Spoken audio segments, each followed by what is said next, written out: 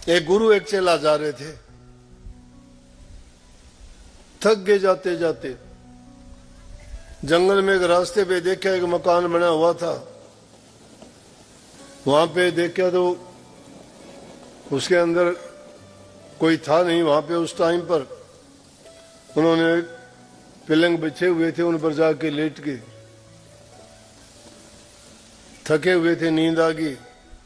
थोड़ी देर के बाद में वहां कोई चौकीदार पहरेदार था, वो आ गया। उसने आके उनको उठाया और कहने लगा, ओए खड़े हो। धमकाया, बोले क्यों सोए यहाँ पे, तुम्हें पता नहीं ये तो राजा का विश्राम गृह है। बोले अच्छा।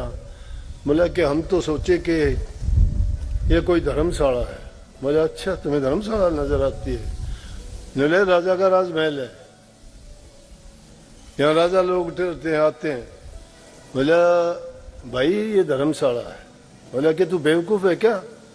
बोला ये बताओ पहले यहाँ कौन था? बोला इस राजा का दादा था यहाँ। दादा क्या हुआ? बोला गुजर गया। फिर? बोला इसका बाप आया। बोला फिर? बोला वो भी गुजर गया, अब ये राजा है। बोला ये गुजर जाएगा जब, फिर कौन होगा? बोला इसके बेटे होंगे। और कौन होगा? तू होगा। बोले तो मुसाफिर खाने में और क्या होता है, आए थे वो गए, दूसरे आगे, आए थे वो गए, दूसरे आगे। तो ये दुनियादारी इसी प्रकार से एक मुसाफिर खाना है।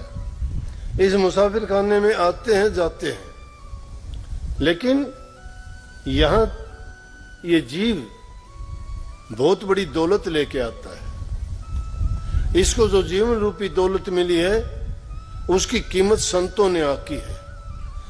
उन्होंने कहा कि एक एक सांस लाख लाख लाल के बराबर है। उस सांस को व्यर्था ना खो। उस सांस में, सांस में नाम को सुमरो, नाम को याद रखो। उसमें जिसको तुम याद रखोगे वो तुम्हें याद रखेगा। तुम जिसको याद नहीं करते वो तुम्हें याद क्यों करेगा भाई? बोलो।